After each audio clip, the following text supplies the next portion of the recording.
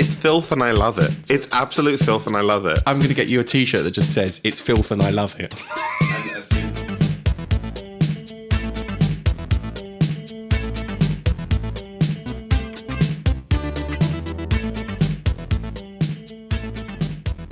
Hi and welcome to the PPUK Podcast. I'm Chopin. I'm one of the London Meetup, and with me is... I'm Lee Cocker, and I'm one of the London Meetup and one of the founders of Prince Party UK. And today in... Episode 2. We're going to talk about the Symbol album, or Love Symbol album. Yeah, this is the first album that I anticipated coming out. So Diamonds and Pearls is the first album I got into. I got into it quite late when it was already out. But this is the first album that I was like, there's a new Prince album coming. And, you know, full of that zeal of just discovering an artist. Yeah. And I discovered Diamonds and Pearls in like July, August. And, you know, we're getting onto October now. And October of 92, yeah. Yeah. I was a poor kid. I had to wait till Christmas, so I didn't hear it till December. Yeah, I think October, November. So I got this for my birthday, I believe, in 92, and I got it on tape. I got a cassette tape. Cassette tape, yeah, with the gold symbol printed on. Yeah, the case. It was on the case, because it was like if you broke the case, it was like because the gold symbol was on it, and you're like, no, I can't, and you had to like put the sleeve back in the case, and it was like, yeah, you've got to keep it because it had the gold symbol on the outside of the case. Yeah, completely forgot about that. I'm glad you reminded me. I remember opening it that Christmas, and it was just like, oh my God. Yeah. Like I'd had the single from My Name is Prince and learnt I'd had the cassette single, not even the CD single. Yeah. Again, like I said, poor kid. And it was that single edit, that dun dun dun dun dun dun dun dun dun. Sorry, we're not going to sing. I keep on promising. I keep on promising we're not going to sing, but I can't make any of these promises, to be honest. No, we're talking about Prince. Exactly. A little humming. Humming, yeah. It's a karaoke podcast, that's what it is. I think, like on our previous podcast, the way I described it was like similar to you, that I got into Diamonds and Pearls. And the way I describe both albums is Diamonds and Pearls is the metropolis of Prince albums, and this would be the Gotham. The Symbol album would be the Gotham one. This is the darker Gotham album for me. This is the, very dark, sexy, lust, love, that kind of themes. Yeah. Very biblical. I think it's almost like an operatic Bible. Is that one good way of describing it? Yeah. And there's like I was watching 3 Chainz of Gold today just to brush up on it, and I realised there's so much symbolism in it, and 7. No pun intended. No, yes. Hey! So much symbolism is in it with the Bible, the references. It's almost like 7 is the 7 sins, and how the beginning of like My Name is Prince, God created me, it's then at the end of how he was born, and God created woman. It's an operatic and then it goes through and it ends in church, like gospel. Yeah, very, very. And this is the thing, it's a lot of fusion of jazz, gospel, rap, hip hop. Well, the last word sung on the album is Amen. Yeah, amen. Yeah. Amen. Oh. Yeah, Seriously, it'll be a podcast and then we'll release an album. Exactly. I'm going to talk about that ending of Sacrifice of Victor. I will probably spend about 10 minutes talking about that final bit of a cappella, but I digress. I agree with you. Yeah. And like with Diamonds and Pearls, I think that, when the first episode of the podcast, that we agreed it's a very visual album. I think this is very similar with the watching 3 Chainz of Gold, as in the whole of it with the different music videos, all kind of combined together, aren't they? Well, I mean, this album is film score in a way. It's like a musical. Yeah, exactly. It's a musical. Yeah. To be quite honest, if it hadn't been edited so much, the album and the 3 Chainz of Gold that actually came out, if they'd kind of left full-length versions of the songs, it would literally be Evita. Yeah. You know how how you watch Evita, and it's like there is no like standing there acting. That's a good comparison. There is as much acting going on in this and little segues and stuff, and I didn't get it to begin with because I didn't know the backstory, because I didn't have like fanzines like Controversy. I was just listening to the album, and I was like, she's an Egyptian princess. Yeah, no, I was the same. She's actually an Egyptian princess, and I was just like, do the Egyptians have a royal family? And for me, it was kind of like, it was like, oh, is this a true story? Is she a princess from Cairo? It's like, she doesn't look Egyptian. Well, maybe she does. And she's 16 years old. Yeah, I mean, this is an album that couldn't be made today. Yeah, I know. There are a few political movements that have happened. Yeah, and obviously it questions. It is like a story in itself of how he's been influenced by this girl. She's his muse, and where she come from, and where she's come from has influenced the album. And is there tension between her and the band, and what her influences are? And then obviously with Vanessa Bartholomew, played by Kirstie Alley, it's all about her trying to find a story or dig for a story or get a story or an interview with him. That's how I realised they were playing characters. Like because of Kirstie Alley is like, well, I know who Kirstie Alley is. Like I've watched Cheers, like. I don't think I realised that when I first got the album. I think it was only when I saw 3 Chains of Gold that. Oh well, obviously she's in the My Name Is Prince music video. So yeah.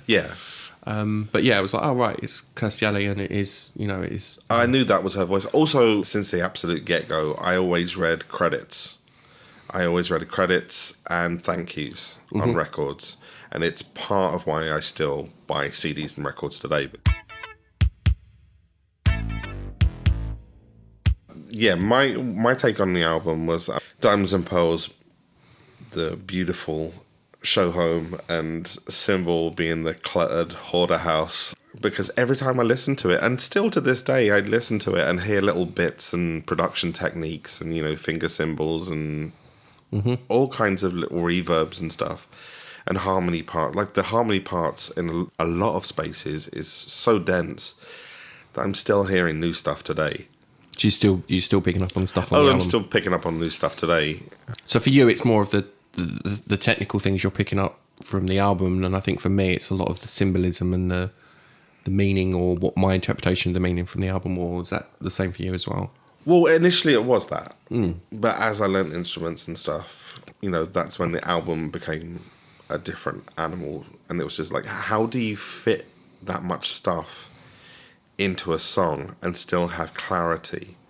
Because you can just layer a track and layer a track and layer a track, and it can sound like an absolute mess, right? Yeah. It'll, and have this cluttered train wreck. But to have as much stuff as there is on some of these tracks and still have a tune and a groove is, I'm not thinking stuff like Sexy Motherfucker. Sexy Motherfucker has, is quite a straightforward groove, but... Love to the Nines or the Max? I would say Arrogance. Yeah. And the flow, like they're just kind of like the trains rolling into town. And not to get too much into specifics because we'll go track by track, but like to still have a song to be presented after layering, just imagine people splodging different color icing on a cake, and then and at the end it still looks like a beautiful cake, and it's just like, well, that takes a certain skill. It's not just layering every single idea. And that helps me because obviously technically I don't understand that, but for you to say that, I was like, oh, right, okay, and then I'll probably listen to it again, and then I'll hear what you've just said, and like, oh, right, I understand what you're talking about. But yeah, no, I can appreciate that in someone like you, your appreciation of that. Shall we go into track by track? Yeah, sure.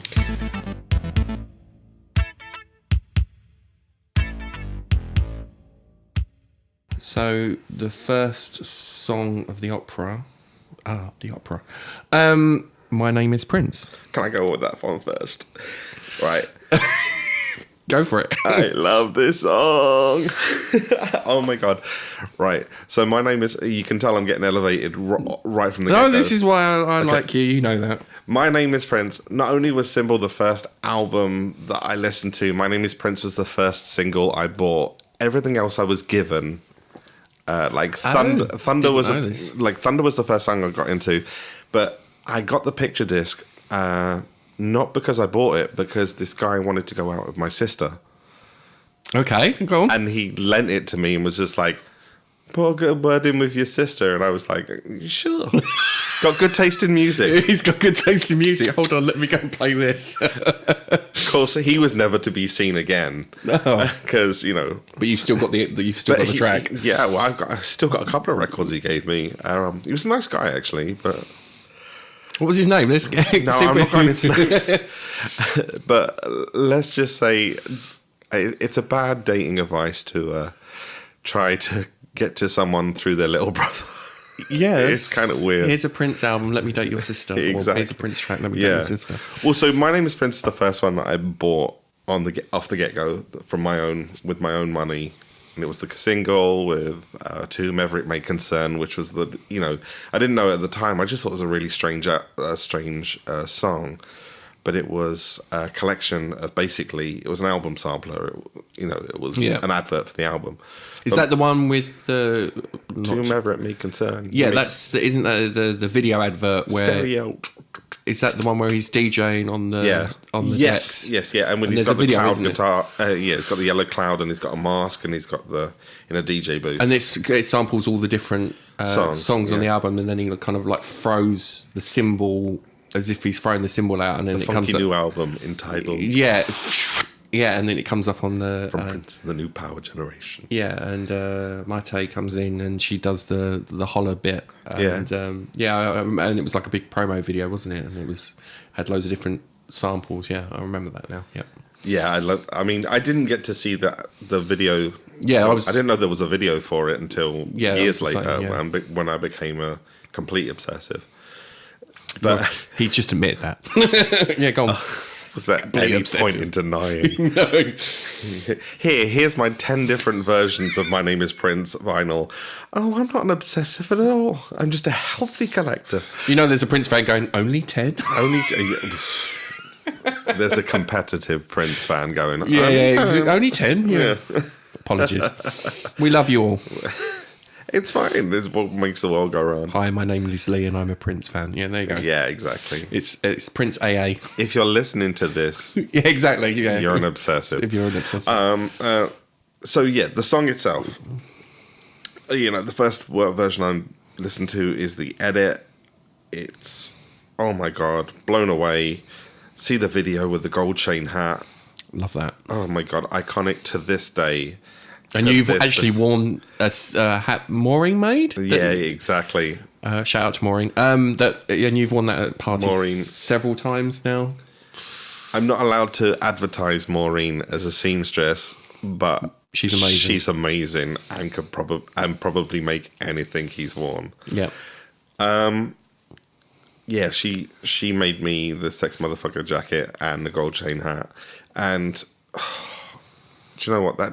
It changed. Like, this whole era changed the way I looked for my whole teenage years. I started to dress strange.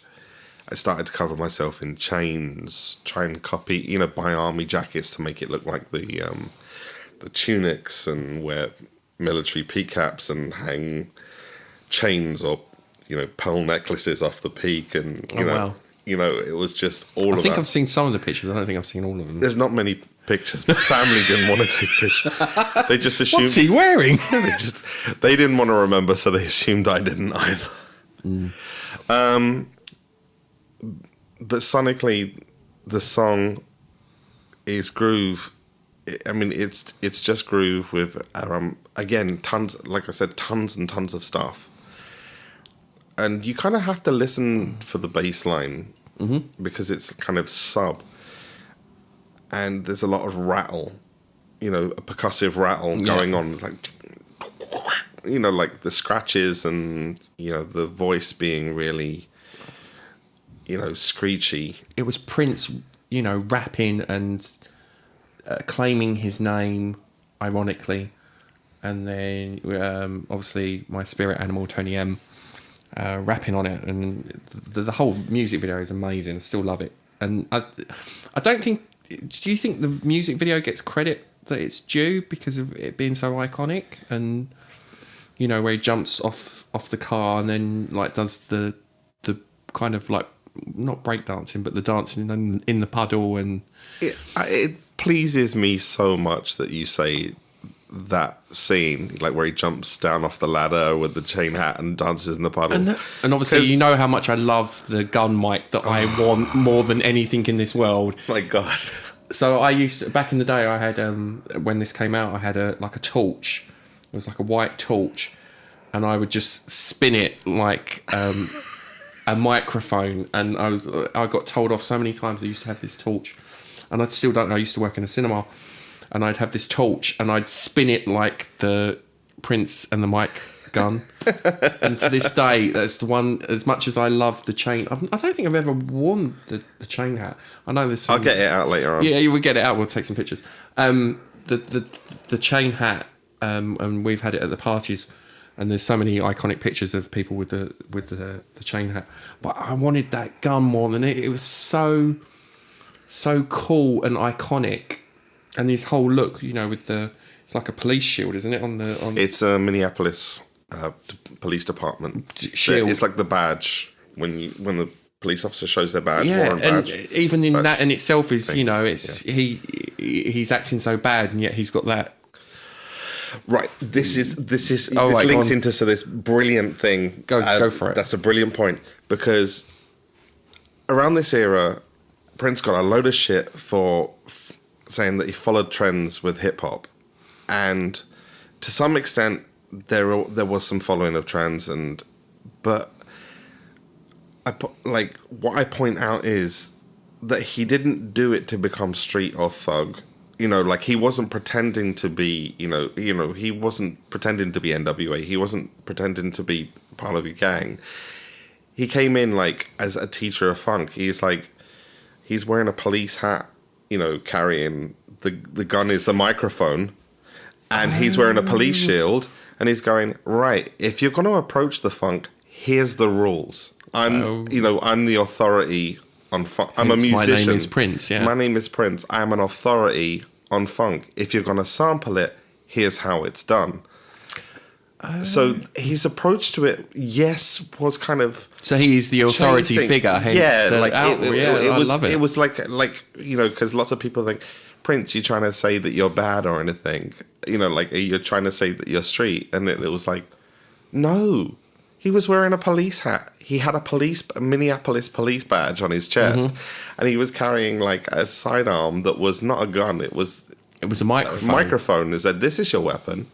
If you're going to be an MC, this is your weapon.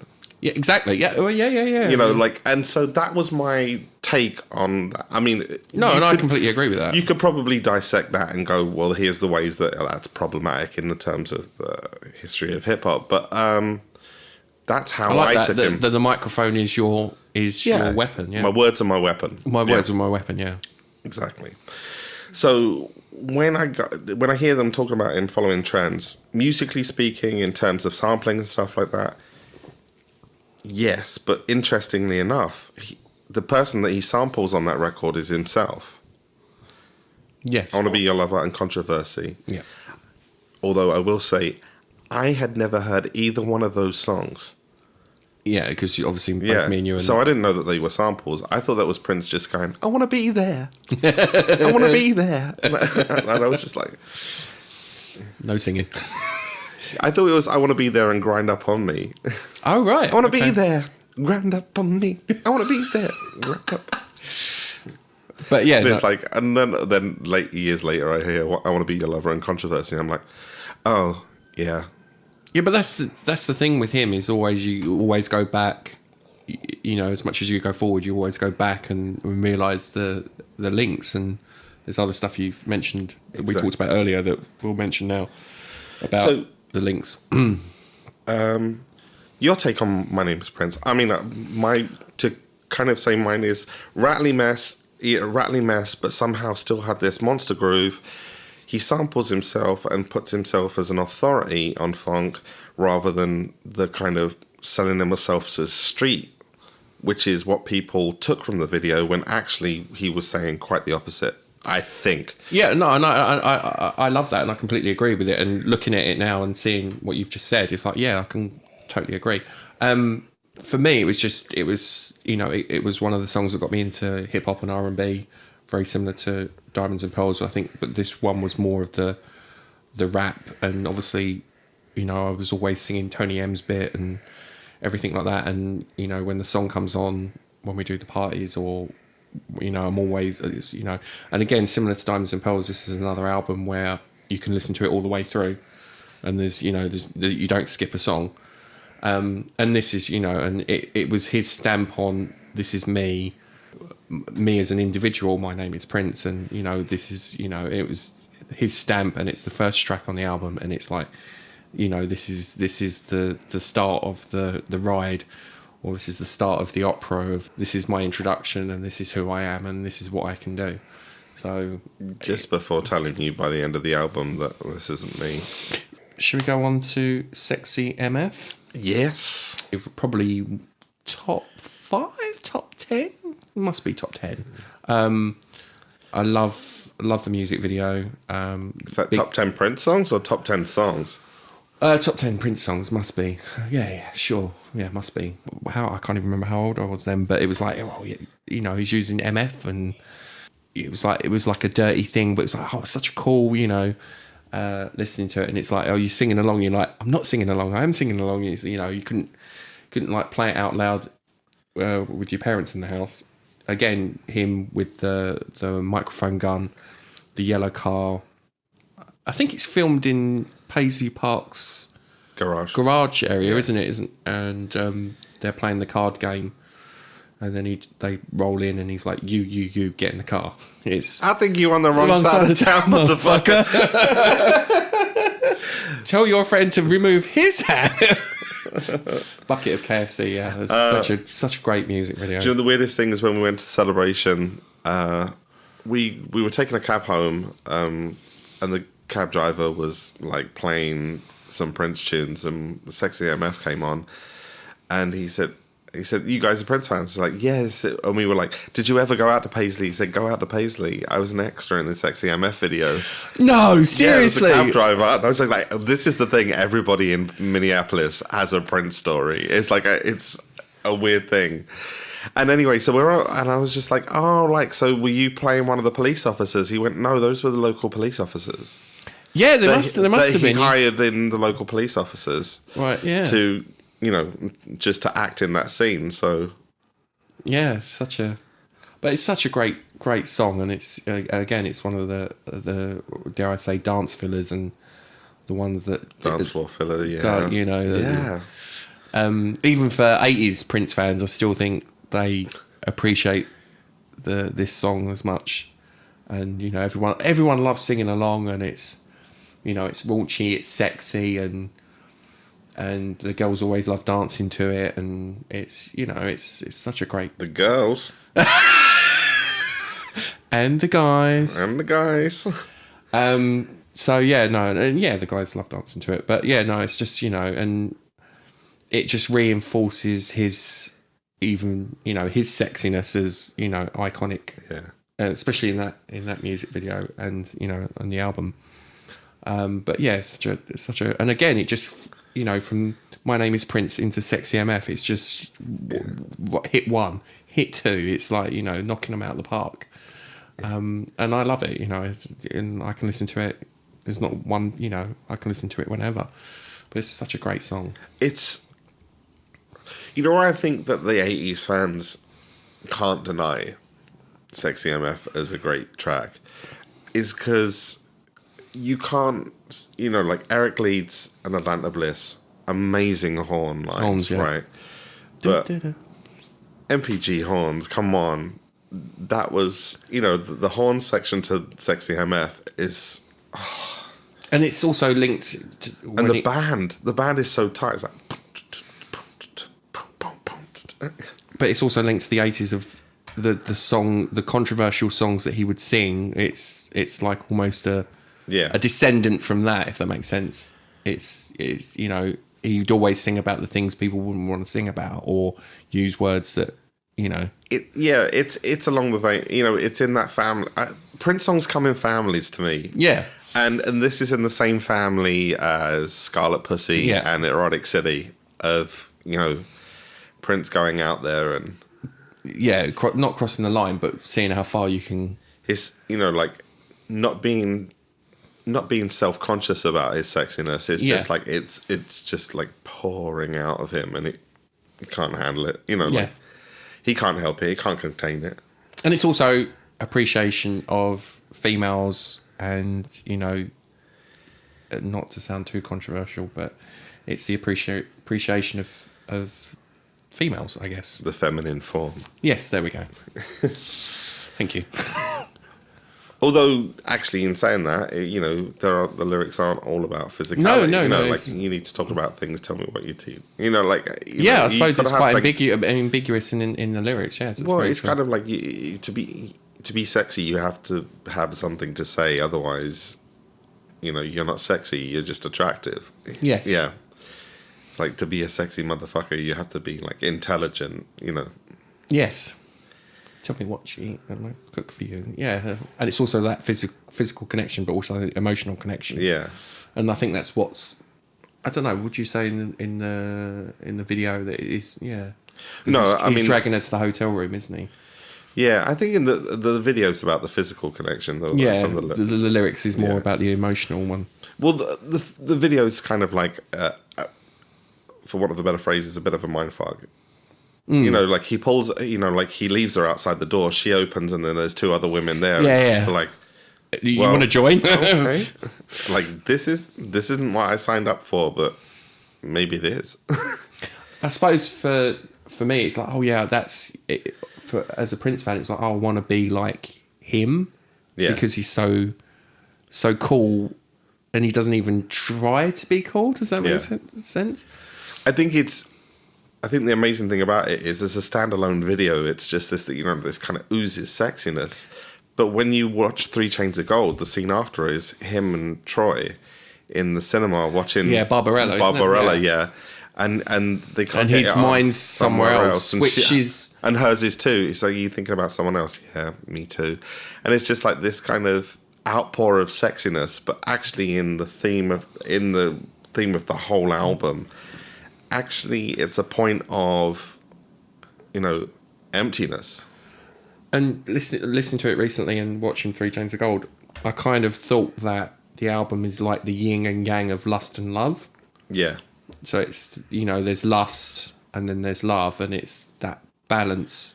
And for him, it like the beginning part of the album is lust, and then part of the album is love. Well, it's no coincidence. Wrong. Well, no, I don't think so, because actually, if you look at both, we've talked about the outfits and the way that Prince looks in My Name Is Prince and Sexy Motherfucker. Like, we've talked about the outfits they wore in the black and white tunic, the gold chain hat. It's no coincidence that those are 2 images that appear in Seven that he kills off. So, like, you and I are listening to this and getting deep into these and who this guy is. But he throws, and it's interesting you say a link to Old Prince, because he just throws it away at the end. Yes. Although I will say, shout out to Stacia Lang for both those outfits, and Troy Bayer's white lace. And she still looks amazing today. Yeah. She's on Twitter, yeah. Those outfits are just amazing. Because she presented she presented the Ride Divine. Yeah. And she's wearing the Sexy MF outfit, correct me if I'm wrong. Yeah, she is. Yeah. She's wearing the black and white kiss curl tunic. So, yeah, she's wearing his outfit from the... Sex Man. I only realised that, recently, last couple of years, I only recently realised, like, hey, that's the same... And I think you've asked you or Maureen, I'm sure I asked Maureen, he's like, that's the same outfit. Yeah. Which is weird, because he's got a version of her white lace outfit with the pearls. Yes. He wears a white That's an amazing outfit, by the way. But there's Prince wears a version of that outfit on tour, on the Drums and Pearls tour. He's got the white trousers, but with that top, with the white lace pearl. So it's like, it's again like Prince is trying on his girlfriend's clothes and his girlfriend's trying on his clothes. Still looks good. And even as a guy, it's like you girls wanting to be with him and guys wanting to be him. It's that. As a Prince fan, that's what it is. And it was like him embracing his sexuality and you know, and it's almost his sexuality and his masculinity as much as he put it out there. Does that make sense? Yeah. So, are we done talking about Sexy MF? I think we need to be, because we've got like loads of other tracks to talk about. But we could talk about, because of the videos and because of the song. I mean, the song just is what it is. It's a monster party jam.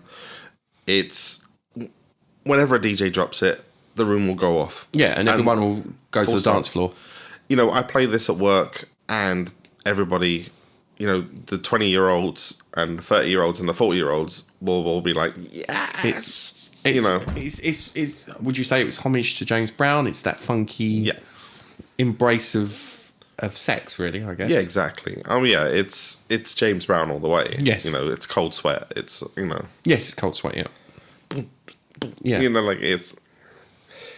Okay, so with the first track, My Name is Prince, and it's like the second track, this is my sexuality, and this is me being sexy.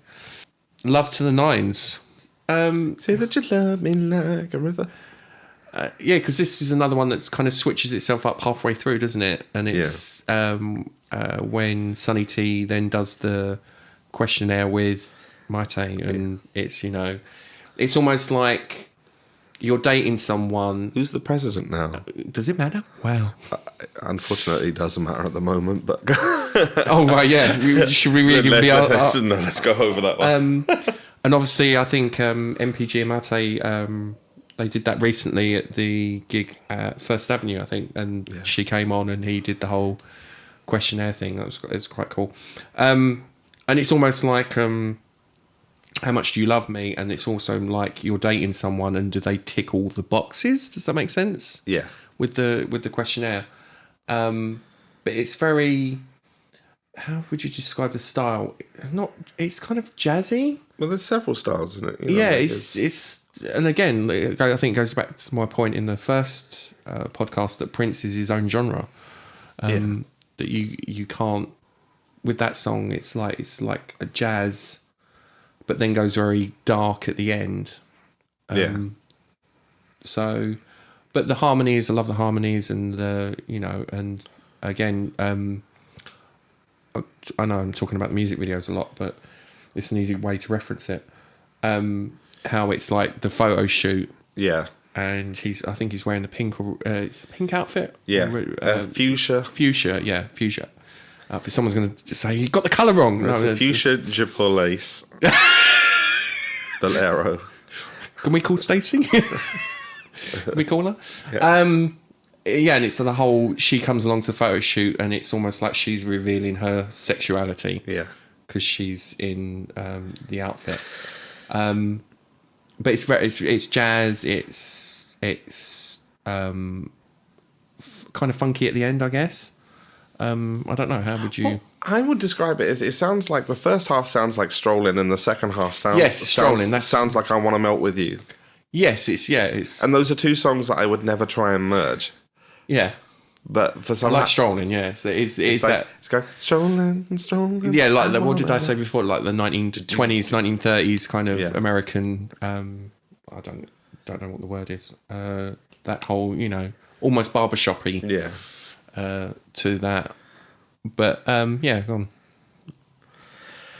Yeah, it's Fred Astaire could dance to the first half, and Paula Abdul will dance to the second half, and I feel like I need to make that video now. It's so disjointed, but complete. Could I do Fred Astaire dancing to Love to the Nines and then have Paula Abdul? Oh, that's interesting. I like that. I like that visual. Go on. Yeah. Have to be the straight up video. I know. I was just thinking. Because then you got two black and white Challenge accepted. Challenge accepted. All right. Go on. Now everyone's going to say, Lee, have you done that video? No. Go on. Love to the Nines. This is the thing about talking about this album, is that it almost needs like 2 or 3 like podcasts, because each track is so dense. It's like you say, you're like, which part am I going to review? I love the first half of Love to the Nines. It's, you know, it's groovy. It's light. It's you know, it's pleasant. It's kind of jaunty, and then it dives down to that dun dun dun dun dun dun dun dun dun. And it just, you find yourself getting down and dirty. Yeah. And then skipping away at the end again with those beautiful, like, Tommy Barbarella playing those strings on the keyboard.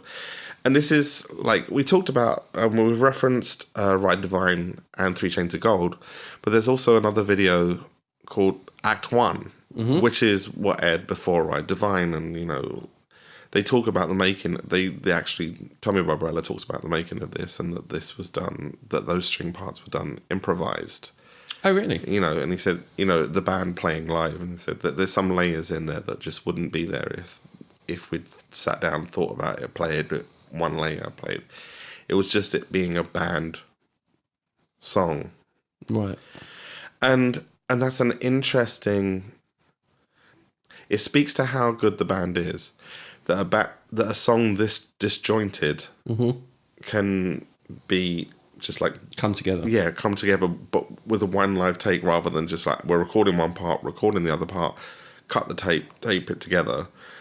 No, it's the band just doing the changes and can play it all. Obviously, there's bits and bobs thrown on it, and Prince doing multiple gorgeous vocals. Yeah, you know, gorgeous. Oh, that's the other thing. His falsetto on this is beautiful. Yeah, I'm trying not to sing. Raindrops in your hair. Yeah. No, I'm thinking I'm singing Morning Papers now for some strange reason. I think it's because it's the next song. Well, it sounds like a natural move on to it. Go on, take us through Morning Papers. You're all singing it. Yeah, I know. Raindrops in your hair. Love the Morning Papers. Is one of my favourite ballads. It's one of them ones, if you're in love, it's the kind of song you listen to. If you've been out on a date with someone and it's the following morning, if it's been successful, I guess. I don't know.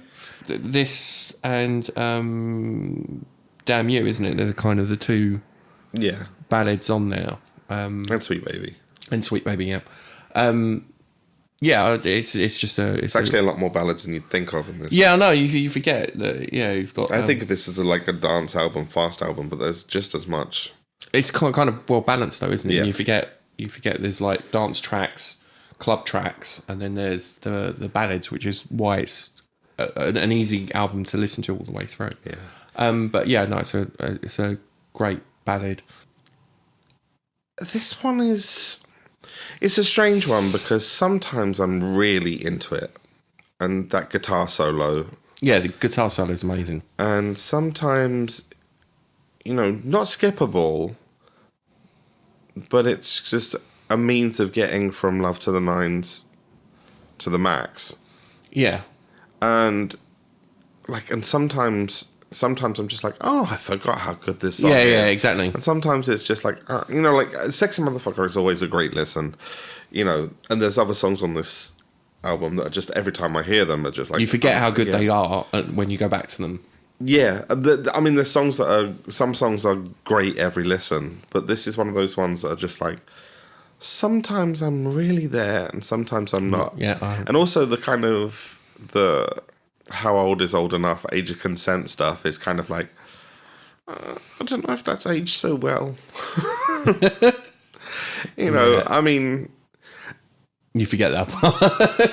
Well, you know, you kind of... Time was okay because he ended up marrying, you know, it wasn't just like some... 15-year age difference, I think. Yeah. I don't think the term grooming was... Yeah, well, I guess. Nobody had said the word grooming, you know. No. It's an actual offence now, but... Yeah, I know. It was 15-year age difference between them. But yeah, no, it's not about the years, it's about,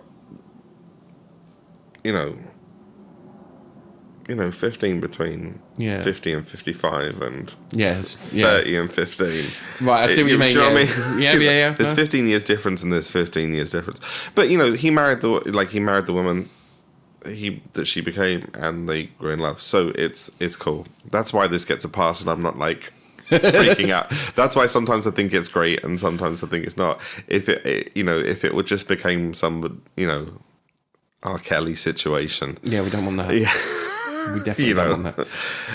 Then the track, the album would probably be a big no if it was that. But this is somebody who fell in love and married. So yeah, and it's kind of, again, like I said, it's the yin and the yang of lust and love. It's that this is a song about love, and I think all the way through it's about his. I think that someone says it's like him sowing his oats and then finding love. Yeah. And that exploration of that. That doesn't sound too analytical. Shall we go on to the Max? Yep. Love this track, and it needs to be played more at parties. Dre, play the Max at the next party. Not just Dre, anyone around the world. Anywhere. So I don't think I've heard it. It's very rare I've heard it at parties. I don't know. I think I saw Alfonso Starr, one of the San Francisco DJs, play it in Minneapolis. I'm sure of it. He was playing a lot of 90s. Although I did get to see Prince play this live once on the bass at half speed, and it was just... my skin was ignited with goosebumps. It was. I definitely saw Prince perform this live, and it was definitely in 2014, but I don't know where it was. I think it was Roundhouse. I'm not. Electric Ballroom. Might have been Electric Ballroom. You was with me at the Electric Ballroom. Yeah. It was Electric Ballroom. Yeah, and it was like, he's playing the Max. It's like, what? Yeah, second. Wasn't it? I'm sure it was on keyboards. No, he played it on bass first, and then went over to keyboards. That was it. Yeah, it was like the Max. It's like, yeah, you love that song. No. Oops. We're getting so excited, we're banging the table. Exactly. It's because we're going to the Max. Exactly. And then he uses the line from Raven to the Joy Fantastic, which is used a million different times in a million different songs. Like, and here it's kind of, he uses that as an Egyptian motif. I think it's such a good. And the way and correct me if I'm wrong, I've always thought of the Max was like, it's the name of a nightclub. It's like, the Max. Oh, really? Yeah, that was when I first heard this song. It was like, I thought, was it some kind of new nightclub that he's bought or owns or something like that? Hey, baby, where does the party at? The Max. It was like, it's plausible. Yeah, it was like, and it was almost like, when I become a millionaire, I'm going to buy a nightclub and I'm going to call it the Max, and I'm going to play the song all the time. Well, Glam Slam was a song. Yeah, I know. That's why. And 3121 was a song, and then a club. Why not the Max? Yeah. And I think and referencing the videos again, it's on 3 Chains of Gold. It cuts between. It's almost like the chain silhouette mirror image, isn't it? Of almost organ grinder style with Mate, Tony M, Prince. There's different shots. And then it's cut between, I think, Tokyo, isn't it? No, it was New York, I believe. Act 1 show in New York. Right, and people queuing up to get autographs and stuff like that. Yeah, that was. I think that was Turtles Chicago. Wow, I think you're just full of knowledge. I think that's the one. But it's got lots of raw footage from across the tour. Tour, yeah, exactly. Where he gets picked up with the legs under his arms and spun around and stuff like that. But yeah, I love this song. It needs to be played more. It's very so unappreciated. Good. That piano. It's so good. Hey baby, tell me where the party's at. There's this bit where it goes into, it breaks down. Pure love, forgive me for my sins. Again, biblical in itself. Yeah. Contrary to popular belief, even though one's life is brief. When you go here once, you come again and again and again. And it's, Prince talking about, life is short, and then killing off Prince. Yeah. It's kind of like it's this is where you start to kind of, the story starts to move on in this song, in that, you know, he's found this love, and this is a bit of this is the first hints of, I think, in the story of Prince going, okay, I can be this dance number guy, I can be the big groovy guy, and yeah, it's like almost like she's met his she's met his criteria in Love to the Nines, and it's almost like he's now taken her out to party. Yeah, and you know, it's like that. It's almost like you've met this girl. She's everything you want, or she meets what you want, and now you're out with her in a kind of nightclub thing. I don't know. Perhaps sounds crazy. And in the middle of a dance song, he's started going, you know, questioning, you know, you left me such a cold, cold world to suffer in. You know, like... Yeah. Questioning it. Yeah, and it's like, you can see the character, you know, the character turn. So. And the conflict between love and lust. Yeah. And then he kind of goes into... Yeah. But I like this song. I do like this song. It needs to be played more. Yeah. It really does need to be played more. Yeah. Should we talk about the first segue? Oh, okay. The one that is 21 seconds long. Son of the bitch hung up. Oh, that's it, yeah. So again, it's Kirstie Alley as Vanessa Bartholomew. And she phones him and he just hangs up on her. Yeah. I hope you don't mind I'm recording that conversation. Blue Light. This is one of those songs that I'm not sure I can. I'm not sure I can rave about this song. Is it bad? No. Is Prince trying something different? But again, this whole album is a fusion of so many different things. Yeah, so something was gonna make it. Yeah. I think this is the first time that he done a straight out reggae. I don't question that. I can't think of an earlier one. Lately, doing straight up upstroke. It's the first time he's used that groove. Yeah. On record that I know of. And in terms there might be earlier ones. In terms of storyline, it's also about if me and you are in a long-term relationship, you know. Yeah. Double heart attack, couple both die in a fire. Is that right? Fight. Sorry. Die in a fire. Fire. Yeah, I know. Sorry. How well do you know your Prince lyrics? It's Prince setting light to Paisley Park because he couldn't get it the way he wanted it. It's like Blue Light. It's not. It's a fire engine. Blue light. Dear God. As the ambulance comes. Prince fans are going to queue up now to hang me. You said fire? Fire. Wait a minute, do Fire Brigade have blue lights? You know what I said about what was Insatiable, about being a flake advert and loads of people bought me chocolate. Now loads of people are going to buy me fire engines or blue lights. God. Or flick lighter fluid on your fire. feet. I knew what I meant. It came out as fire. I knew what I meant.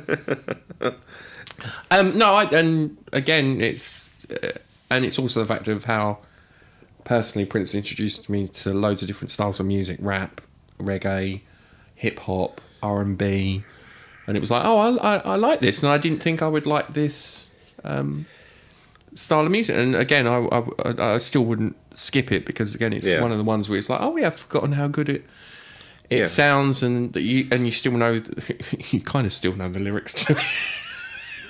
Well, yeah. If you ever did. If you ever did. I'm joking. No, see, I'd already heard.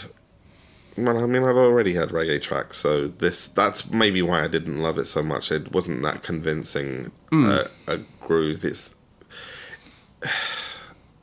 I don't know. It's not, again, not a bad song, but it's not like a successful attempt at what he's trying to do. And your knowledge in terms of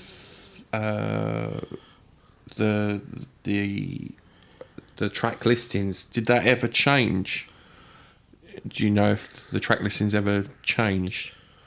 No, I've not seen one that didn't have blue light on it. No, so it was always. I Don't Want to Belt With You was the last edition. Right, okay. Which seems like a perfect segue. Want to Melt With You is kind of like fetish, sex. It's filth and I love it. It's filth and I love it. It's absolute filth and I love it. I'm going to get you a T-shirt that just says, it's filth and I love it. And a scene from the video, like the one with him in roller skates. Yeah, it's Them doing the Running Man in roller it's skates. almost like, and this is going to sound really weird, but it's almost like the video in itself is like a sex video. Does that make sense? Well, no, it is. Yeah, I mean, it's it's the celebrity sex video before there was celebrity sex videos. that guitar bit when it's just like a dog. And it's that there's this effect, and it's an effects box that he uses called the Zoom 9030, See, this is why I love your knowledge. Go on. And you can hear it really well on The Undertaker, where the guitar sounds like kind of like a quacking duck, kind of. Okay. And it's this guitar effect that Zoom do, and the first time I think on his rig, because I had the unit as well, was the Zoom 9030, and I loved that sound. It's one of my favourite guitar sounds, like a wah-wah pedal and that envelope filter. Right, okay.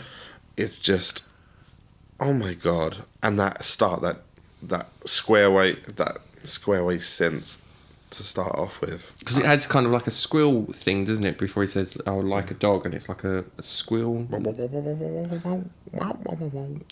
Yeah. It kind of, again, links to very similar to like orgasm and that kind of exploration of sex. Phallic guitar. Yeah. I love that, and that obviously that outfit with the when he does it live on the Ride Divine with the gold Phantom of the Opera mask. That's it. Yeah. It's very, and again, leads to the whole symbolism and the whole thing of it being an opera. I wish he'd done that on tour, because that was such a fierce version of the song. And again, it links to his whole dual identity, similar to Gemini and stuff like that. And it's, like I said, I still see it as love and lust and sexuality and, being in love with someone, but exploring the darkness of your sexuality, if that makes sense. Well, I mean, how far are you going to go? And can you do that with a loved one? It's sometimes, you couldn't do that with a loved one. Don't look now that there's a river of blood. You must have been a virgin. What am I guilty of? I mean, it's filth, but it's the darkness of it. Yeah. Well, I don't know. Would you say darkness or the exploration of how far you're willing to go in the bedroom? I guess. Well, no, because it's just it's somebody losing their virginity. So, like narratively, that would be Maite's scared that this guy is going to exploit, just going to be exploitative about taking her virginity. A notch on the bedpost kind of thing. Exactly, and it's interesting that Prince would take that song, and that because it's the very last song that comes on the album. Like a lot of segues that made the album story make a lot more sense got taken off for this song. Yeah, we talked about that.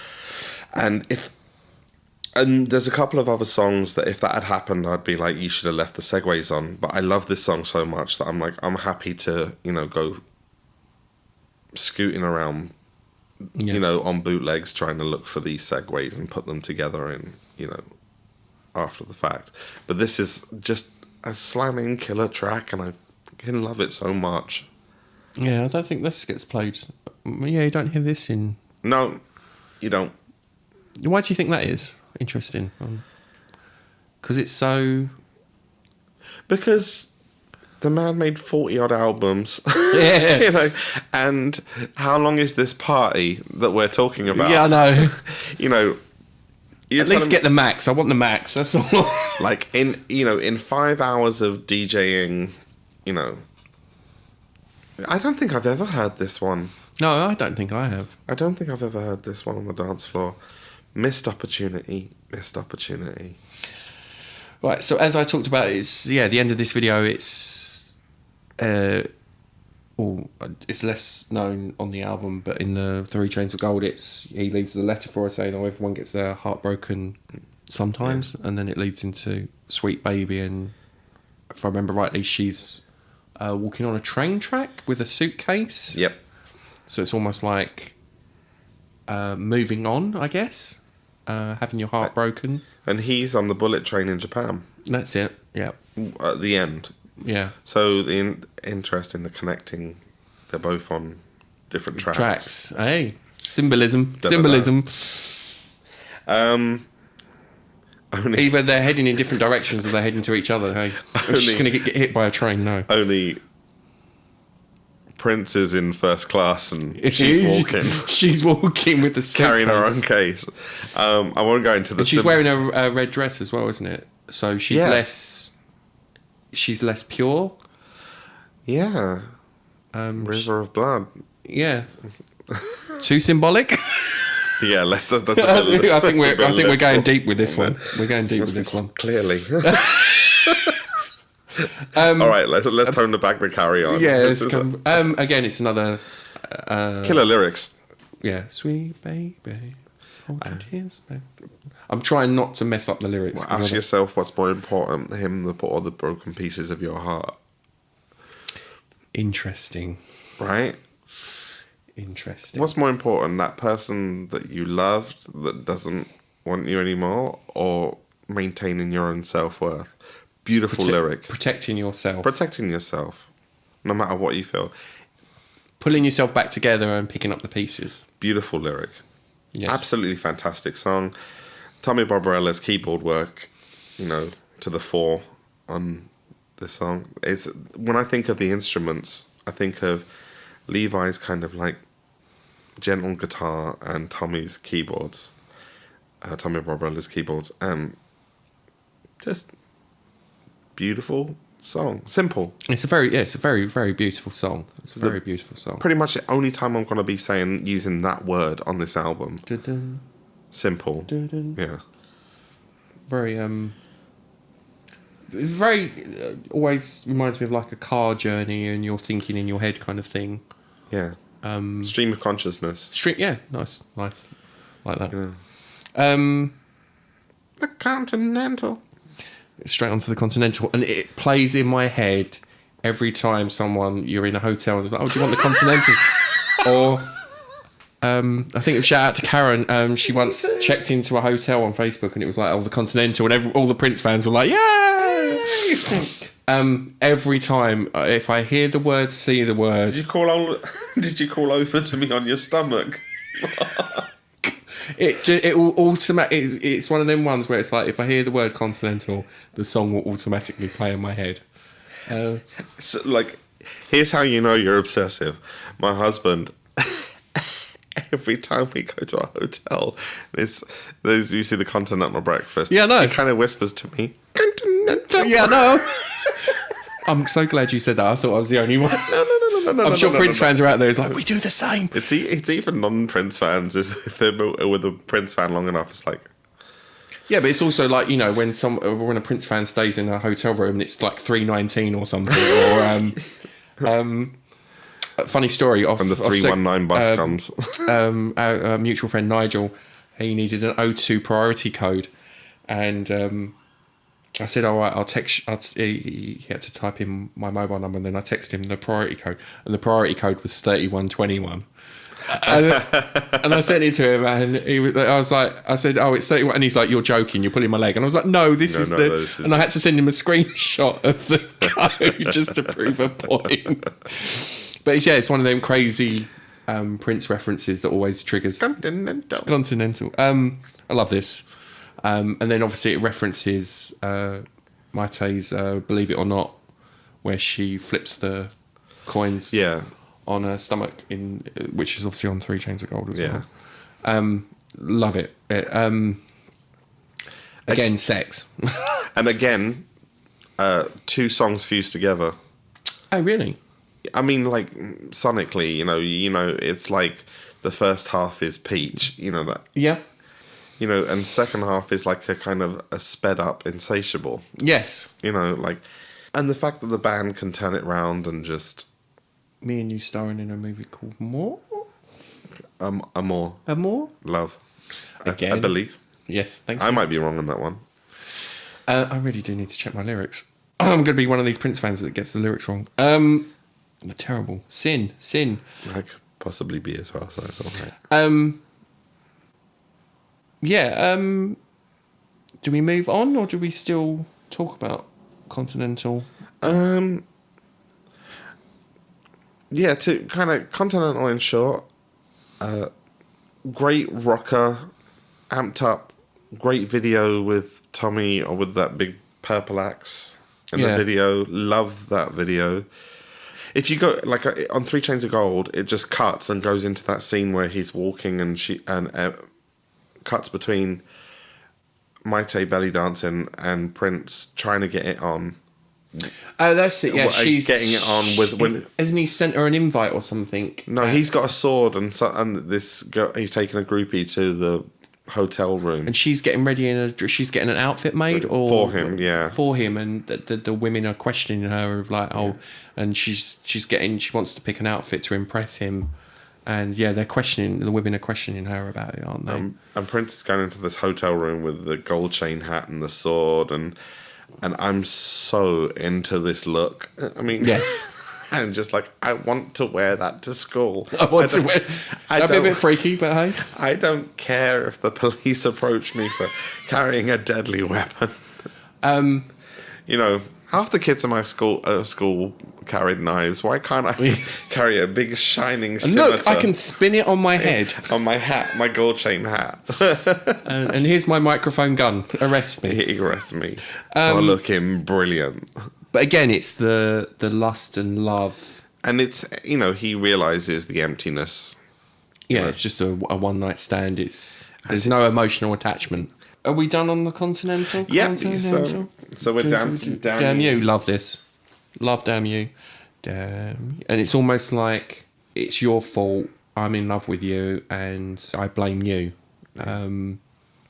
So this kind of, and you may disagree with me, very sistery to I Hate You in terms of... Yeah, it's the prelude to I Hate You, I guess. In that he doesn't hate her for something that she's done. He's hating her for the way, how crazy he feels. About her. Yeah. Yeah. And I think... But it's not like real hate. Like, I hate you is that kind of... No, I hate you because I love you so much. And I think that's... And you hurt me. Yeah. You know, but I still love you. Mm. Whereas Damn You is just like, oh my God, you know, like, Damn, you've messed up my life. I was going around the world doing everyone, and I was fine until you came along and made me feel love. And now what I was doing before doesn't matter. Damn you, you know. Yeah, damn you, because everything I do with other people is empty, like you said, and now it's damn you. Yeah. Well, I'm not a ballads person, right? Mm-hmm. As I've said before, and as you probably well know. What is your favourite Prince ballad if you had to choose one? This is high, because actually my point of that is this is spectacular song. Really? Damn You. I love this song. It's so... And it's a great respite from the noise. And you know, like, whereas Sweet Baby is a beautiful, simple song, this is a glorious, you know... Ginger Rogers and Fred Astaire could be dancing slowly to this one. Challenge accepted. I'm going to be editing a lot of videos. That'd be interesting to do. Yeah. That'd be interesting to do. I mean, the video for this was very simple, and he looked great and everything. But I think this deserved a Busby Berkeley. This deserved a Diamonds and Pearls of a video. Mm-hmm. Right? I think the video that they done for it, I think it's easier. He's sitting in a chair, isn't he? Yeah, it's the cover of the record. Oh, we got it here. Yeah, We're looking at all these. It's towards the bottom. Looking at all these single vinyls. Oh yeah, that's it. And he's with the red jacket, isn't it? Yeah, and that's you can see on the back kind of. Just looking at it now. You know, he sat in a club with an old school microphone and and it's basically Scandalous Part 2. I like it. Yeah. Yeah, the video, which is great, and I get that. I get the point of it is meant to be that Prince is the only thing that, you know, we're so concentrated. It's just Prince in the spotlight, like an old crooner or something. But it has that jazz club Ronnie Scott's kind of vibe to it. I actually think it's too big for Ronnie Scott's club. I think if it was like a saxophone instead of a symphony, I think if it was just one lone saxophone doing Then it's more that. Damn you. You know, if it was just a saxophone doing that, sure, that would be in the club with one spotlight and a guy sitting on the chair. But I think this deserved a full-on Diamonds and Pearls budget Diamonds style. and Pearls budget, dancers, you know, doing pirouettes, fountains going off in time to the Bring music. back the ballet dancers. Yeah. No, again, I love it. And Yeah. I don't skip it. I don't skip this on the album. This is, yeah. But it's like, you know, the whole thing of falling in love with someone, and it's like, damn you for making me feel this way. Yeah. But in answer to your question, favourite ballad, probably Insatiable. Insatiable? Yeah. On Diamonds and Pearls? Yeah. Yeah, I can understand that. Possibly. Do you class Anastasia as a ballad? That's a gospel. Yeah. It's not like lovey-dovey. I'd say, yeah. It's a spiritual track. Yeah. And this whole, I think we kind of covered it, that this whole album is very spiritual, very biblical, very person dealing with their not their demons, but their characteristics and changing themselves, I guess. Well, you know, like, if he goes with Maite and stays prince, he becomes Prince of Egypt, right? Which in a biblical sense is, you know, not a good person. So he has to get rid of Prince. Yes. To move on and almost butterfly. Yeah, this album is the Cocoon. Yes, exactly. That's a very good. We love our symbolism here. Welcome to symbolism. No pun intended. No pun intended. Right, are we leaving Damn You and moving into Arrogance? Yep. So I always consider Arrogance and The Flow as one song. Yep. Because it just literally, no pun intended, flows into each other. Yeah. And again, it's almost... No argument here. The way I see it is almost like, and I'm probably completely wrong, Seven and Seven Deadly Sins and Arrogance and is part of that, and it's... It's, if you don't mind me interjecting. No, go for it. It's interesting you place it like that, placed in front of Seven. It's like when you said about the damn you for making me feel this way. It's like his last stab at feeding the emptiness with the same old way. It's the last stab of bragging. It's the last stab of, you know, pimp, rag, tootsie, pop, and a cake. Yeah, it's almost the characteristics of him. It's like he's become a cartoon of himself. Yes. In Arrogance, and it's just like it's the last time I'm gonna try and make this work and shake this woman off, and then afterwards, you know, but like a flame she came and I was no longer cold. Yeah, like a moth to the flame. Yeah. Yes. Yeah. Yes. Are you quoting Janet Jackson now? No, I know. Like a moth I to just the flame noticed. burns by the fire. Yeah. I knew she'd pop up somewhere. Exactly. Yeah, it's that whole you're losing yourself to someone. Yeah. It's like, you know, he does that arrogance thing. Pimp practice it popping a cane, but like a flame which came out was no longer cold. You're losing yourself, and he's trying to continue on as this badass, and it's just the caricature of himself. And the more he pushes, the more it becomes a caricature of Prince until Seven. Although I will say the flow. Yeah, Tony M was on point, and that horn section. Oh my god. Yes. Oh my god. Tony M. Why wasn't this? Why was it separated in? Why is it separated into? I always forget that it's two songs when I listen to it. Because you do have Vanessa Bartholomew like cutting the cutting the two in half. Mm-hmm. You know, like a flame she came going along. That's a little shady because this girl was only 16 years old. It's separated in the middle. Yeah, I see what you mean. Yeah, And it's almost the response to that, isn't it? Yeah. It's the response to that question. Yeah. Okay. Are we okay with Arrogance in the Flow? It's kind of... Yeah, I think thematically, it's the last stand of his ego before embracing and accepting that he loves her, and then the most gorgeous a cappella, some of the best vocal work Prince has ever done. Yes. In the intro.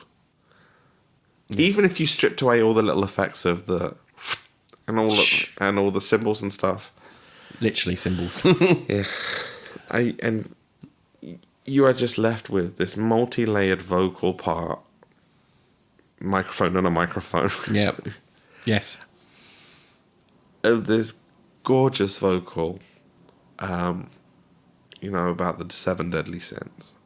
Yes. It's one of, I think,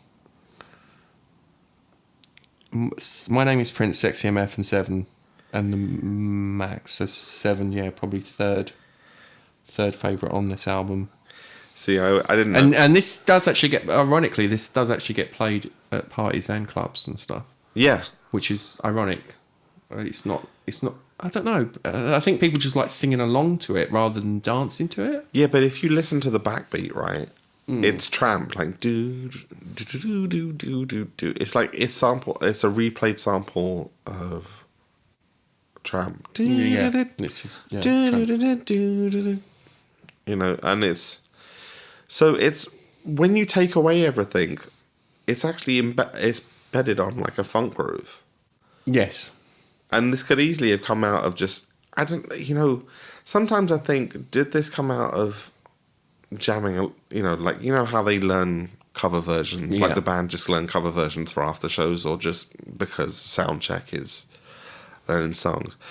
I just wonder, I think one day maybe they were working on Tramp, and then all of a sudden Prince was like, you got something else out of it. Oh, what if we move this to G? And why don't we move from A to G, then to E, then back to G, then to A?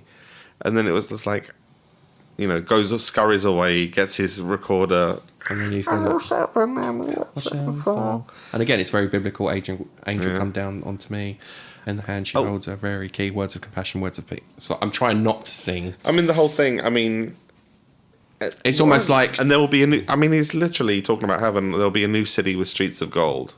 Yes. The young are so educated. It's almost like if Prince wrote his own Bible verse, this would be it. Yeah.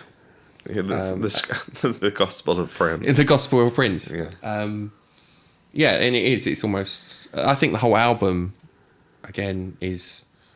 in the seventh day he made me, it's almost like his own Bible verses throughout the album. It's almost like the creation of Earth, and then, it's different... It's as biblical as Rainbow Children, it's just not dogmatic. Yes. It's as many scriptural references. Yes. But it's somebody who feels free to play with them and reimagine them. But with 7, and again with the music video, it's him, and you've got the children, and it's him killing off 7 versions of himself, which is, I don't know, 7 deadly sins, and they're in this almost futuristic city, boxed buildings, and it's very spiritual, and a lot, peace when she kisses the dove, and the dove. At the time, it was just so beautiful, and in retrospect, that video is quite sad. Them with lots of kids. Yes, ironically. But actually kind of beautiful, and, it captures a moment of 2 people in love and looking at the future that is actually quite, that transcends whatever came after it. Mm. Words of compassion, words of peace. In the distance. No, I love the remixes were great as well. Yeah, no, I was just looking at album version after edit, 6 version, 6 long version. The acoustic version. Album edit. I wish the acoustic version was just that. Like, none of the kind of bells and whistles, was just the acoustic guitar and his vocal tracks. Because there was, like, you know, in that Act 1 video, there was a little bit of Levi talking about it, and they play a little bit of just Prince's voice and the acoustic. And it was like, that is a stunning, like, even if he never put another thing on it. This is probably going off, but we've talked about acoustic versions and stuff, haven't we? And they're very, very few. There was something we tried to do and we couldn't find. There wasn't many acoustic versions of songs. There's acoustic live versions from acoustic shows, but like on record, apart from say The Truth, you know, he played hard and fast with the word acoustic. Yeah. But then he wasn't a purist, so that makes sense, you know. We will watch now for... Try not to sing. You can't help it with that one, though. That's really hard not to sing to 7. That was written for singing. It was... It's like if you put a Prince fan in the room, it's like, don't sing 7, they will sing 7. Oh, right. 7 is like... It still gives me chills, and it's... Yeah, and it's that bit towards the last, you know, it's the last lift that, and we boom,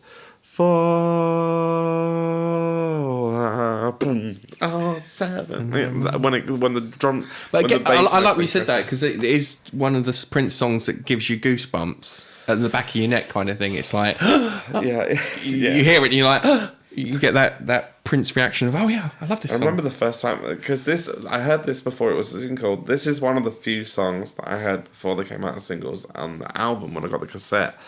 And, you know, this was one of those things that I was thinking, this should be a single. Hopefully this is one of the singles, because everyone should hear this song. And it is one of those songs that, you know, non-Prince fans love. You know, yes. there's the kind of the Prince fans love these songs or whatever, but it's one of those songs that non-Prince fans love. 7. It's and just I've heard a lot. I think I've heard you play it on guitar. Yeah, and it was really good. I've heard other people play it on guitar, and you forget how good it is. Just as a song, Just take as away a the song. production. Even just one vocal line, the melody is so strong, but his vocal work is just. It's one of the songs, if I had the opportunity to go into Paisley Park or go into Iron Mountain as now and, you know, turn the faders down on everything, you know, on everything except for his vocals and the acoustic guitar. If there was anything that I could play with the master track for, this is one of those songs. Really? Just to hear it back bare bones, because even taking away reverbs and stuff, back bare bones, because this is such a gorgeous layering of voices. Mm-hmm. And it's where you can hear each time he sings, he takes on a new character. He doesn't sing just as Prince. No. You know, each different layer has got a vocals that he Do you think that's adds. part of the storytelling of the song, or I just think that's just the way he recorded that he did group vocals like that he took on a different character for every layer. It wasn't just a simple doubling of the original vocal. It was like making this beautiful chorus out of, you know, he's such a versatile voice that it didn't sound like just it didn't sound like a chorus of one. It sounded like a chorus of many different voices. Yeah. And that's a skill. That's a real skill for a singer, to not just make it sound like your voice 17 times. It sounds like 17 different people, you know. Yeah. But no, I think, yeah, top 3 song on the album for me, I think. Should we move on? And more biblical as we can get. And God created woman. That bass line with that love. See. And God created woman. Try not to sing. Everybody gets their spot in this band. And Sonny, his bass line on this is beautiful and doubled with those keyboards. How would you define it? Would you say jazz or light jazz or... Yeah, it's jazzy. He's like, it's got a swing to it, though. Yeah, that's what I'm trying to. Again, it's very hard to. You know, like. Yeah. It's just this podcast is just going to be me and you making songs and people trying to guess what track are they talking about. You know, he's got a chorus on the bass. Oh, yeah. How would, in terms of the story part of it, is it the fact of God has created this woman for him, or it's kind of rebirth, isn't it? Yeah. I mean, or how important women are to men? I don't know. Well, in terms of the story, it's kind of confused because there's that bit. If I never see you again, it's all right. It's all right. They can have you, but I'll have your love in the end. Like he's realised he loves her, but hasn't got back together with her yet. Yeah. Yeah. Which is kind of confusing because Seven is almost like they're together and they walk into the sunset kind of thing. I guess that turns it into his fantasy. Seven is his fantasy, and not the reality of the story. Like, you know how the bit with Mighty has a nightmare with I Want to Melt With You. Mm-hmm. Now he's having his fantasy of the future. His dream is Seven. Now we're back to 3 Chains of Gold. If I never see you again, it's all right because they can have you, but I'll have your love in the end. I've seen it. We're going to be together. I've seen the future, and it will be. Hey, hey. Wrong album. There's nothing wrong about that album. No. We can talk about that album another time. Oh yeah, nothing wrong. Yeah, okay, another discussion.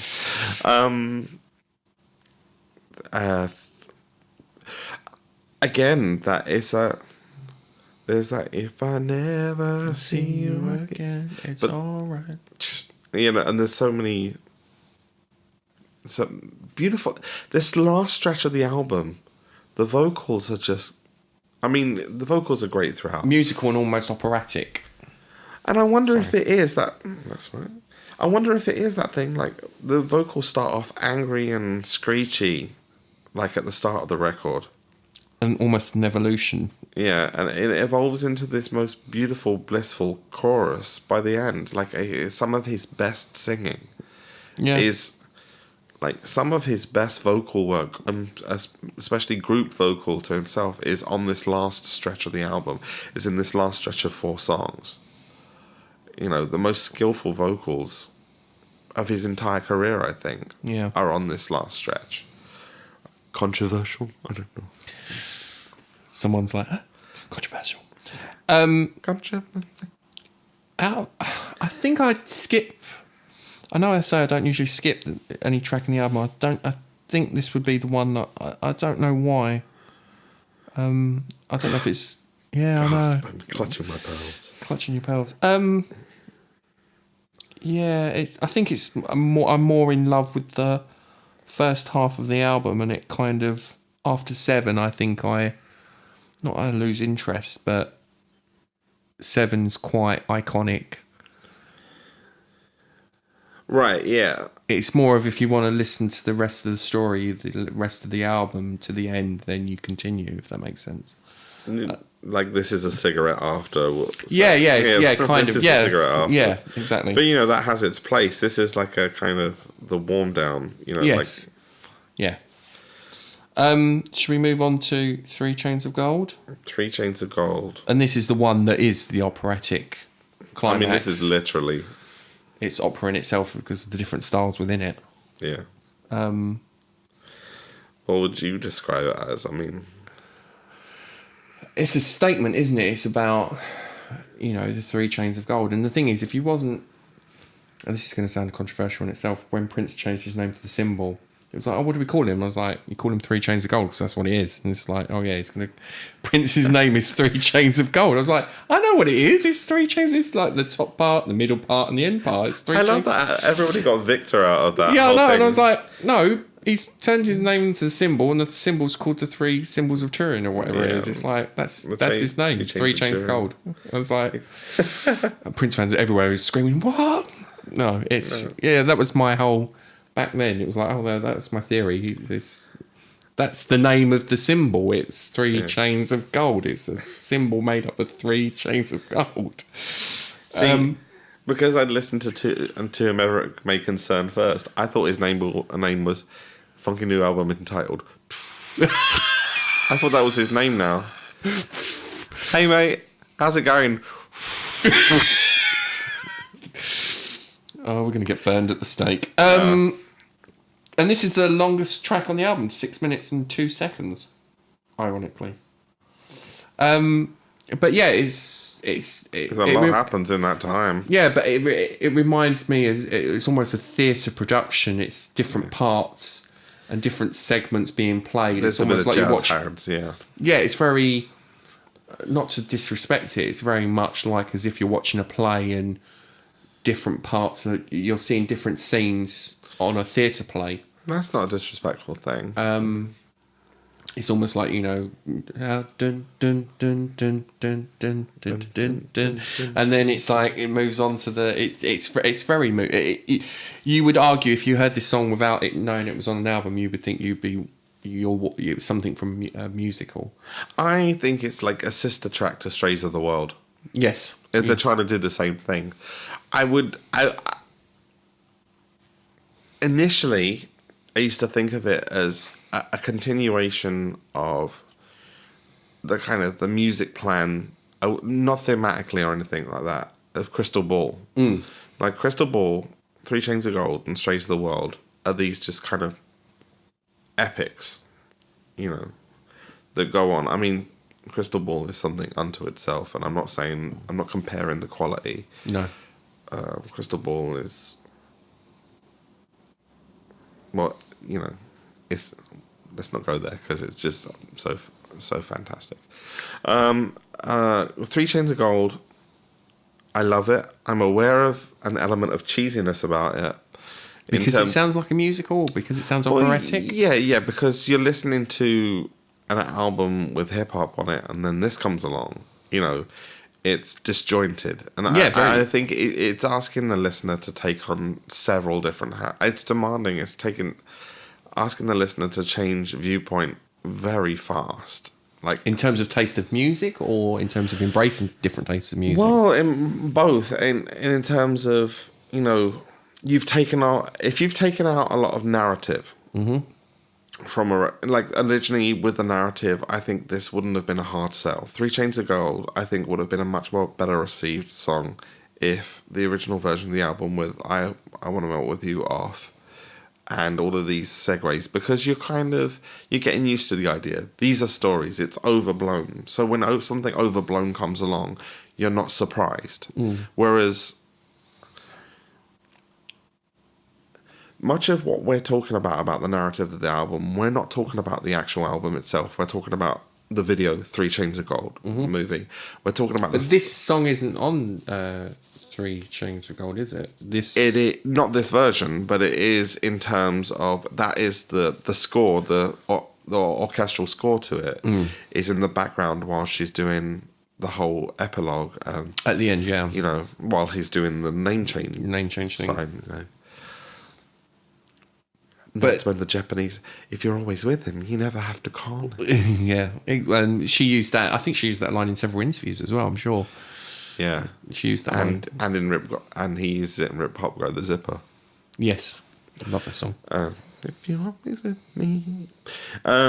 Yeah, so I think 3 Chains of Gold suffers from the fact that it's kind of just placed there out of context and doesn't have the correct. It's like Bohemian Rhapsody, Prince's Bohemian Rhapsody. I guess someone's going to kill me now. How dare you? Someone's going to kill me. I hate Bohemian Rhapsody. If I never hear that song again, it's too soon. But it's a fair comparison in terms. It's a fair comparison. I think the guitar work on this is much better. Much better. But, Bohemian Rhapsody. Controversy. Dun, dun, dun, dun, dun. Are we finished with 3 Chains of Gold? Should we move on to the second? Yeah, just one final thing to say is that guitar for that guitar solo, and then it goes for they will burn, dun, dun, dun, dun, dun, dun, dun. And again, that's Chopin and Lee do karaoke coming soon. Go on. Burning guitar solo followed by, like I said, his vocal work at this point is killer. I wish I could dream that I could do one of these lines. Like, it's... I got 3 chains of gold. It makes me want to sing, but at the same time, it makes me think, what's the point in opening my mouth? It's never going to be No, it's never going to be that good. No offence. So, yeah, so segue. This is the phone call, isn't it? Yeah. With in the interview. I'm 15, I'm 300 and... Oh, with the... What's his phone? The talk box? I thought it was tongue box. Tongue box, that's it. Tongue box. And she's like, oh, I like the movie Barbarella. Again, a reference to the movie Barbarella. And which he references in the video, like he's watching Barbarella. And... Again, very operatic in itself, and that reference to it. Well, it's another thing that links Diamonds and Pearls with Symbol, and why I think of them as twin albums, because Diamonds and Pearls finishes off with a Barbarella reference on Live for Love. Yes. Acceleration into temporal space continuum now beginning. And then you kind of finishing off Symbol. Yes. With Barbarella as well. And it's interesting that he would take... Because, this segue is basically a part of the... 320-year-old robs a cradle, isn't it? That's it. Scandal. I can literally do it live. We should do part of this podcast as a tongue box. That'd be quite cool. We can have that effect. It's special for the tongue box. It's almost like him justifying what he's done and his relationship with the Princess of Egypt of Cairo. So yeah, and that's 1 minute 29. That's quite long. I didn't think it was that long. Cool. It's the weirdest thing. Yeah, go on. What made that as something that I would never skip is because it comes from between two great musical moments, and links them, and you can go from the fact that it takes you from fire and brimstone, operatics into what is sacrifice? Hip hop gospel. It's just like if you cut that 3 minutes of the album, not how many different styles of music are you cramming in here? How many different layers are you cramming? This is it. The whole album is so many different styles. Many different styles. Like literally, the kitchen sink is in there. I think as one like you back. But I think that's the biggest appeal for Prince is the albums. There's so many different styles, and it's as me as a Prince fan is like I wouldn't. If it wasn't Prince, would I listen to this style of music, or would and his music and his albums open the doors to so many different things creatively and musically as well. It's just it's like wow, and you kind of, for me personally, you kind of find yourself, you find more of yourself, and you find more of what you're interested in. And I think this and Diamonds and Pearls album was a massive influence on me. Massive influence on me. I almost feel like this album is like a purge. It's like a purge of all of these expectations of him, all of these musical ideas, everything he wants to try, everything he, every new thing, every old thing that he people expect of him. Like he's trying to put in every old thing that people expect of him, every new idea that he has, he's trying to do Minneapolis sound because people want that, and he's trying to do hip hop because that's commercial, and he's trying to do Egypt because that's what he's Egyptian sound because that's what he's into, and it all works. That's the crazy thing about it. In this moment of ADHD, like it all comes pouring out in this kind of big. The end of Akira. Hey! Geek reference, go on. Like this kind of crawling mass of everything. It's like that encompasses everything. And then afterwards, it's just like, what is there left to do but change my name? Yeah, and it's almost like and again, it's like sacrifice of Victor. It's kind of like a funeral cry, rather than teary-eyed. It's like a kind of like... And that's what it is in terms of 3 Chains of Gold. It's him where it's the hat in the grave, isn't it? And the 3 chains and the gun mic and, and the 3 chains and the hat. And it's kind of like, yeah, and weird. I wasn't even thinking about that section when I said the funeral cry, but it does end with the funeral. Funeral, yeah. For Prince. But it's kind of like, you know how, crying at funerals is different to kind of crying because you're a bit upset, but funerals is like a wailing and a getting out. And that's what I see.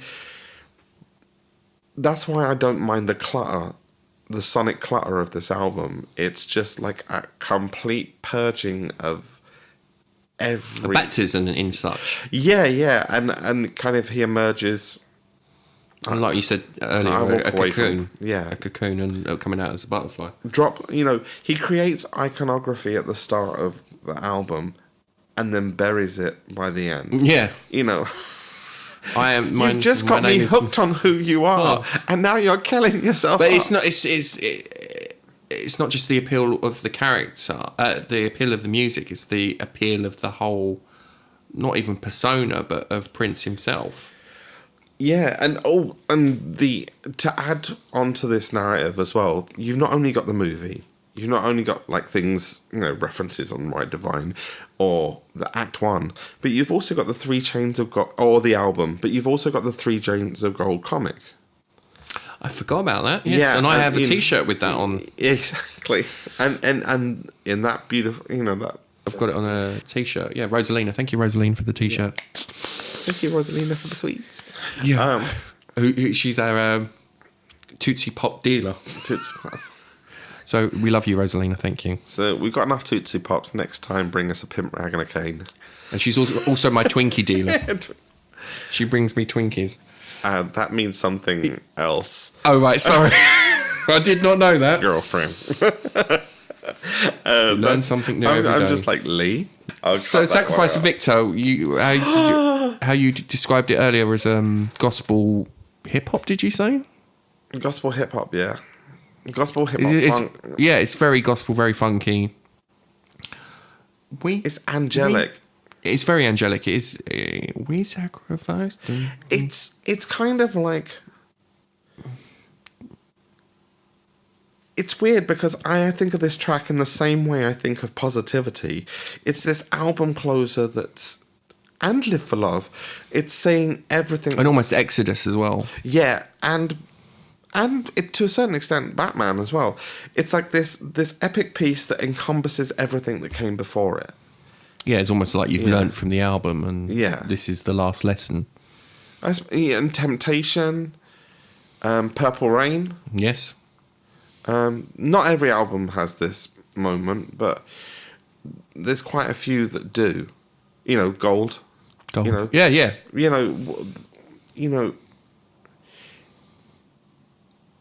He, as an artist, is transformed. He's different from the start of the album to the end of the album. He's transformed. And Sacrifice of Victor is one of those moments that I think of, like Positivity, like Gold, like Exodus Has Begun, all very biblical as well. Like Temptation.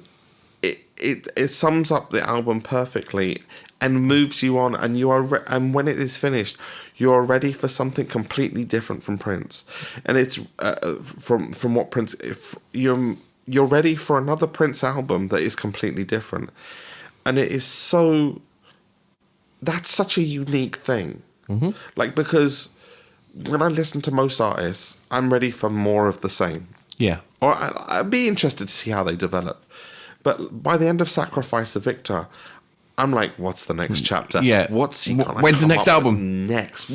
Which direction is he gonna go?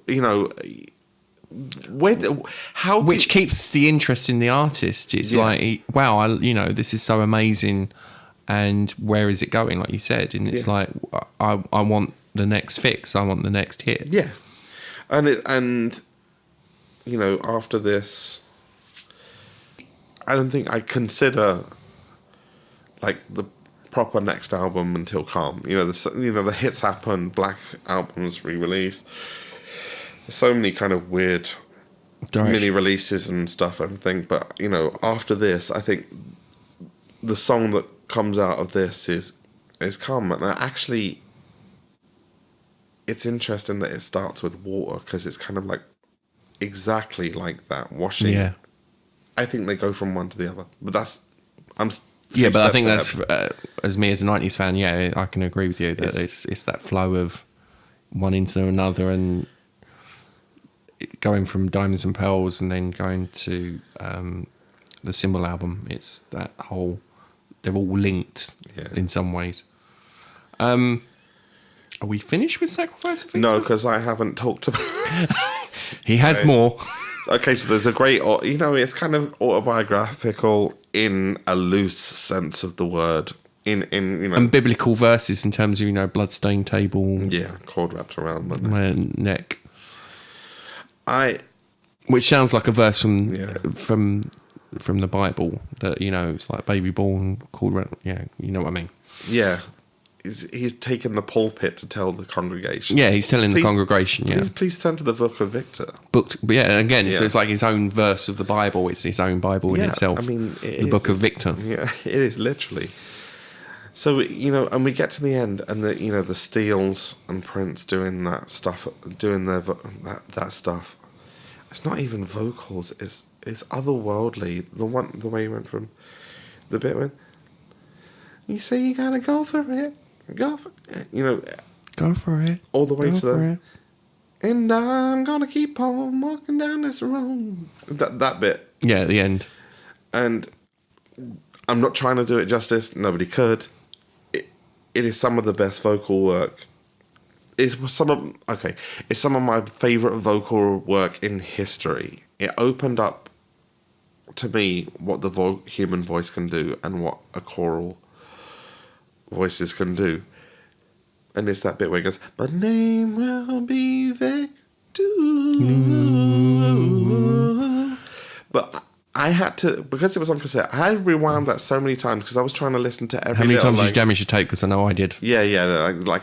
I went through a cassette of it that just got wound to pieces, a CD of it that got scratched to shit. That's you when you know you actually like someone, when you start damaging the things that you play it on. Exactly. And not because I was being carefree, it was just I was playing it so much. And that bit where I said, and you go back and there's this high pitch one that goes, I think this is the point where people turn off to the podcast.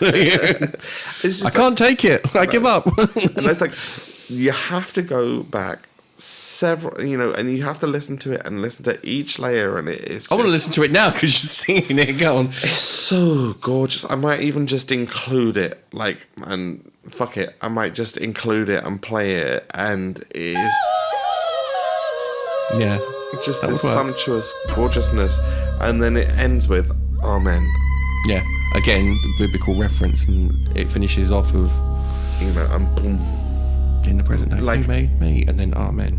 Almost like the Big Bang at the end of it. I think they say Amen. Boom. That's it. And the Big Bang, and then, and if you play that, start that 18-year-old, it all perfect comes out of it perfectly. Yeah. But cleanly, you've been that Amen and that Victor bit has just kind of washed out the last bit of the purge. I like your purge. I like that. And oh my god, this album leaves me exhausted, and it's a lot to take in. But 18 tracks, or if include the segues. I mean, I haven't even talked about the remixes.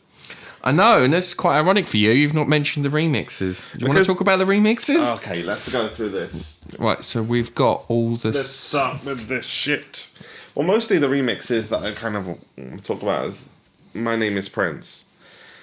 Now, there's some poor choices with some of the synths. They haven't aged so well. But I have to mention the house mix of My Name is Prince.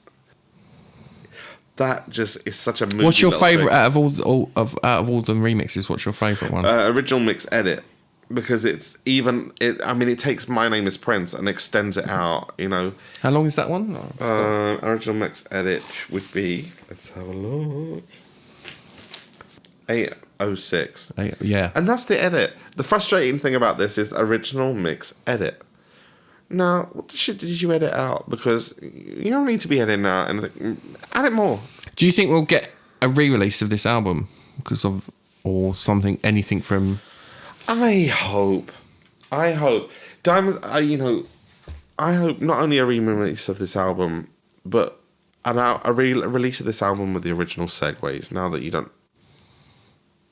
Because they're not all included. Yeah, I mean, you could just do a digital download that comes with the vinyl of the original version. And obviously, a re-release of 3 Chains of Gold as well. A digital re-release of 3 Chains of Gold. I want them to go back to the 35mm print and do a 4K scan of that. Of that as a 3 Chains of Gold. I want to go back to the print. Don't kind of. Because there's no digital version that I know of, is there? Laserdisc, yeah. Which is basically less than DVD. Less than DVD. So this deserves. Have you got the Laserdisc version of it? No, I will be buying that for myself as a Christmas present. To Chopin from Chopin. But it has to be a perfect Japanese one, like with the. And we can hear the Prince fan go, I've got it. The OB stripe and stuff. I haven't got around to getting that one yet. Yeah, I mean, I've got the VHS tape of 3 Chains of Gold. I've got that. I remember getting that from Woolworths in Camden, and I don't know how I got that. I'm sure I got that as a Christmas present. I didn't even know it existed. I got that, and I remember it was on the back.